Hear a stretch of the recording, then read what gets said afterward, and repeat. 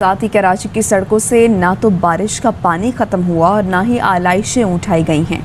आलाइशें सड़ने से ताफुन उठने लगा है। कराची वालों के लिए एक के बाद एक मुश्किल, बारिश थमी तो सड़कों और गलियों में जमा पानी इम्तिहान बन गया। कोरोना का फैलाव तेज, मुल्क में कोरोना मस्बत केसेस की शरह 5.46% तक पहुँच गई। 255 नए केसेस रिपोर्ट। एक शख्स जान की बाजी हार गया। कराची में सबसे ज्यादा कोरोना मस्बत केसेस की। कराची में बारिश से पानी पानी हो गया। सड़कें तालाब का मंजर पेश करने लगी। ज्यादा पानी जमा होने के बायस गाड़ियां बंद हो गईं। शहर कायद में बादल बरसते ही के इलेक्ट्रिक का निज़ाम ठप हो गया। हर बार की रिवायत इस बार भी बरकरार रही कि इलेक्ट्रिक की नाक़िस कारकर्दगी ने ईद पर भी आधे कराची की बिजली बंद कर दी। सुबह से गई बिजली रात में भी ना आई तो शहरियों का मीटर शॉर्ट कर गया। गुलिस्तान जौहर, मलिर, स्टार गेट, ली मार्केट के मकीन सड़कों पर आ गए, सड़कें बंद कर दी। हुकूमत के खिलाफ नारे लगाए। मुजाहिरीन का कहना है कि फौरी तौर पर बिजली बहाल ना की गई तो एहतजाज जारी रहेगा। सिर्फ एक कसाई की दुकान पर कैसा माहौल हो जाता है आप सब ने देखा ही होगा कभी ना कभी। उसके बाद आप अंदाज़ा लगाइए कि पाकिस्तान में सिर्फ अगर हम सिर्फ कराची भर की बात करें, हालांकि हर जगह पानी हो रहा है, लेकिन सिर्फ कराची भर में ही लाखों बकरों की या बाकी गौवंश की जिसकी इन्होंने कुर्बानी दी। पहले ही साइंटिस्ट ने और जो स्वास्थ्य विशेषज्ञ हैं उन्होंने चेतावनी दी थी पाकिस्तानियों को कि इस बार थोड़ा सा बकरीद को अवॉइड कर लो अगर स्वस्थ रहना हो तो, बीमारियों से बचना हो तो। लेकिन मान कैसे सकते हैं, तो मान ही नहीं बात। और अब देख लो, पहले तो पैसे भी इतने सब जो भी इतने महंगे महंगे जानवर लेकर के आए, उसके बाद में अब खून खराबा और अतड़ियाँ फड़ियाँ सब ऐसे ही फेंक दी। अब क्या हो रहा है, वही लोग वापस घर में लौट लौट के आ रही है, वो सड़ रहा है, सब कुछ पूरी मतलब एकदम दुर्गति हुई पड़ी है। और इसमें पाकिस्तानी बेचारे बस बोल नहीं पा रहे हैं, रॉ की साजिश है, वरना वो भी इल्ज़ाम हिंदुस्तान पे डाल दें। पूरी चीज़ क्या है, पहले उधर हम चलते हैं। जी बिल्कुल, देखिए रिहायशी इलाकों में आलाइशें बारिशों के पानी में सड़ने लगी हैं, जिससे ताफुन उठने लगा है। डिस्ट्रिक्ट सेंट्रल में आलाइशें उठाने और तलब करने के दावे धरे रह गए हैं। डीसी सेंट्रल ने 24 घंटे अमले की मौजूदगी आलाइशें उठाने के लिए गाड़ियों के विजिट का दावा किया था, लेकिन नॉर्थ अहमदाबाद की पोश आबादी है इलामा इकबाल टाउन सोसाइटी, जो कि यूसी नंबर 47 ब्लॉक W है, ये बेहिसी की नजर आता है। रिहायशी इलाके में आलाइशें लाकर फेंकी जाने लगी हैं, जबकि आलाइशों के अलावा जो जानवरों की बाकियात हैं और खून की सफाई भी मुमकिन नहीं हो सकी है। ताफुन के खात्मे के लिए चूने का छिड़काव भी अब तक इंतजामिया ने नहीं किया है। सबसे पहले बात करेंगे, कराची में बारिश रुक गई है लेकिन मुख्तलिफ सड़कों पर ताहाल नकासी मुकम्मल नहीं हो सकी है। गंदगी और बारिश से तबाही ने लोगों को घरों में महसूर कर दिया। कुरंगी कॉजवे, पंजाब चुरंगी का अंडरपास ताहाल डूबा हुआ है। बुल्टन मार्केट और PCHS के इलाकों में पानी जमा होने से शहरी परेशान।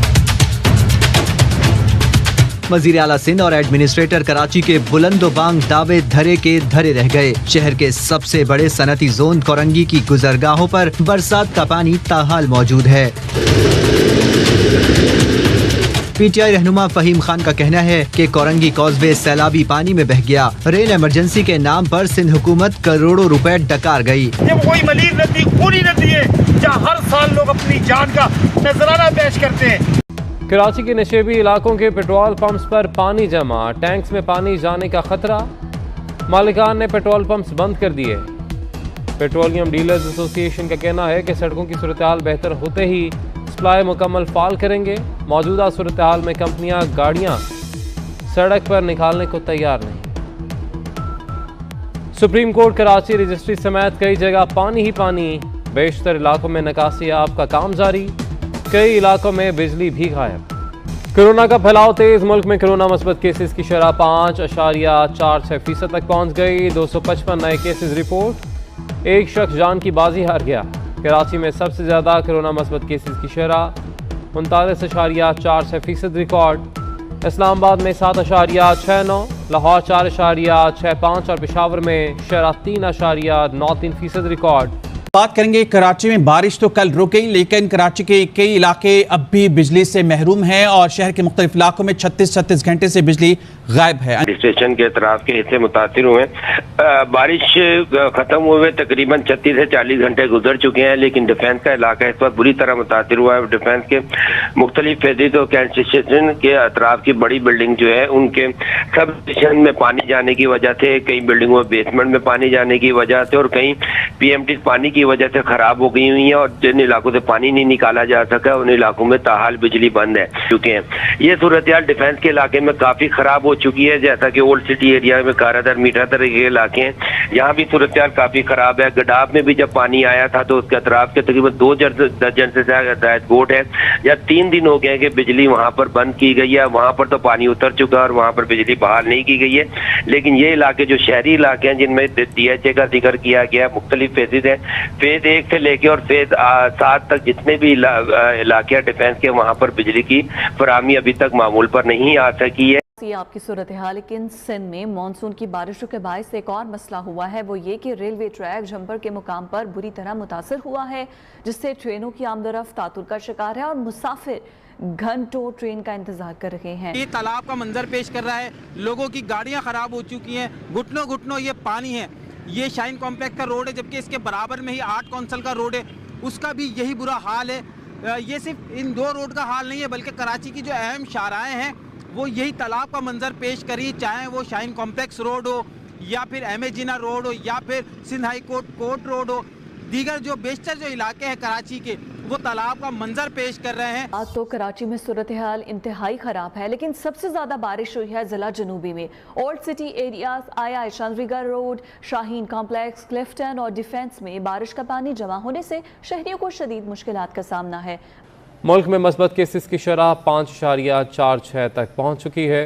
अस्पतालों में ज़ेर इलाज 141 मरीजों की हालत तशवीशनाक बताई जा रही है। शहर कायद में बादल बरसते ही के इलेक्ट्रिक का निज़ाम ठप हो गया। हर बार की रिवायत इस बार भी बरकरार रही कि इलेक्ट्रिक की नाक़िस कारकर्दगी ने ईद पर भी आधे कराची की बिजली बंद कर दी।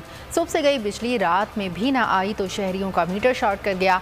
गुलिस्तान जौहर, मलिर, स्टार गेट, ली मार्केट के मकीन सड़कों पर आ गए, सड़कें बंद कर दी, हुकूमत के खिलाफ नारे लगे।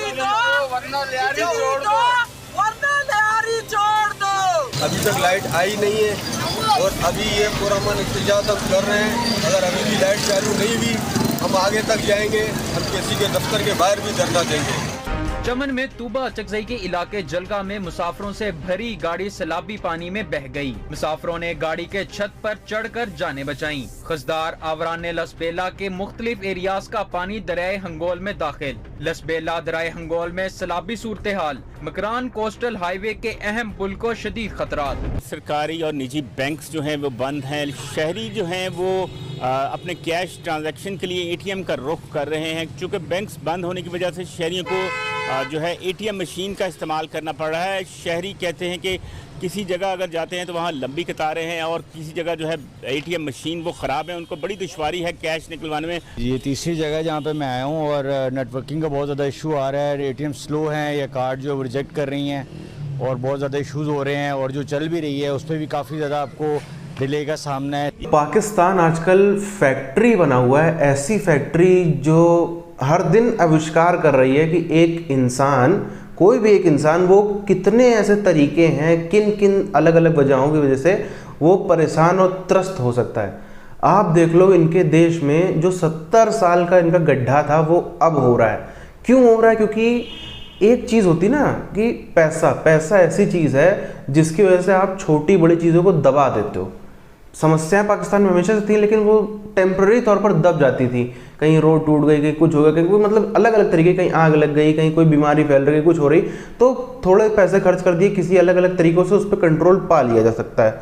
अब इनके पास में क्योंकि सरकार इनकी बिल्कुल विकलांग हो गई है, विकलांग कह लो, बल्कि 2 बैसाखियों पे है, बिल्कुल चलने के लायक नहीं इनकी सरकार। अब क्या है, पाकिस्तान एक तरीके से पूरा लावारिस हो गया है। जो कोई भी लावारिस हो जाता है फिर उसकी हालत ऐसी ही होती है। आप देखो जितनी नेचुरल आपदाएं हैं, चाहे वो भयानक बारिश की हो, चाहे पिछले महीने इनके यहाँ पे आप देखो सूखा पड़ गया था, बेचारे भयानक गर्मी पड़ी थी, हीट वेव आ गई थी, उसकी वजह से इनके यहाँ पे अनाज वगैरह भी नहीं हो सका। ये तो चलो नेचुरल हो गई, इसको बारे में तो बात नहीं करेंगे। आप देखो डैम, कमज़ोर डैम बनाना, टूट जाना, इनके यहाँ पे इस समय आप समझ लो पूरे आधे पाकिस्तान में शहरों के अंदर में सड़क है ही नहीं, सब सड़क एकदम ऐसी तैसी हो गई हैं, टूट टाट गई इतनी बारिश के चक्कर में। उसके बाद में फिर बिजली इनके यहाँ पे ऐसी हो रही, बिजली लगने से लोगों की मौत हो रही है कहीं बिजली, इस चक्कर में उन्होंने हल ये निकाला कि बिजली ही काट दो। पहले जब उन्होंने देखा 20-30 लोगों की मौत हो गई बिजली लगने से, तो बिजली इन्होंने काट दिया। पिछले 36 घंटों से काफ़ी इलाकों में ब्लैकआउट हुआ पड़ा, जिसको रोशनियों का शहर बोलते थे कराची, अब वो अंधेरों का शहर बना हुआ है। तो कोई मतलब बीमारियां हैं, बीमारियां भी फैल रही हैं, महंगाई भी हो रही है, बेरोजगारी, मतलब पूरे मानव जाति के इतिहास में जितनी चीज़ें हैं जो हो सकती हैं जिससे इंसान तड़पे, जिससे इंसान और ज़्यादा तड़पे, ये इनके साथ में हो रहा है। अभी किसकी हाय लगी है? हाय तो उन्हीं की लगी है जिन निर्दोषों को इन पाकिस्तानियों ने कहीं बम से उड़वा दिया। कोई अपने घर में था जो कभी वेस्ट पंजाब और सिंध में या फिर ईस्ट बंगाल में, वहाँ से उन बेचारों को घरों से भगा दिया गया, उनकी संपत्तियाँ छीन ली। कश्मीर में भी यही इन्हीं के द्वारा सब कुछ करवाया गया। तो कहीं ना कहीं वो कहते हैं ना, वो चीज़ घूम फिर के आती है, वो कर्मों का फल जो है वो घूम फिर के आता है। तो अब वही आप देख लो, नेचुरल तौर पे नेचुरल आपदाएं इनके साथ में आ रही हैं, फाइनेंशियल आपदाएं इनके साथ में आ रही हैं, जितनी बीमारियां और मेडिकल, मतलब कुल मिला के जितना है पूरी हर तरफ से इनकी बैंड बजी हुई है। इसे यहीं पर ख़त्म करते हैं, मिलते हैं आपसे वीडियोज़ में, तब तक के लिए जय हिंद।